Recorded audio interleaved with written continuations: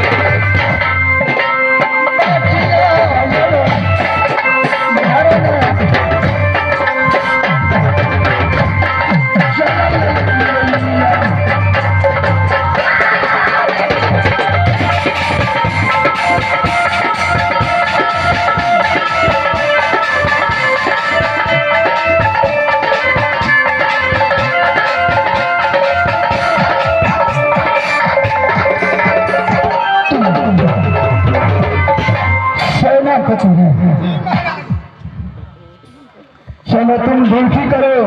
ठीक है महाराज। मैं यहाँ से राज्य कचहरी चलता हूँ। ठीक है महाराज। जहाँ मैं अदालत लगाता हूँ ठीक है ना ड्यूटी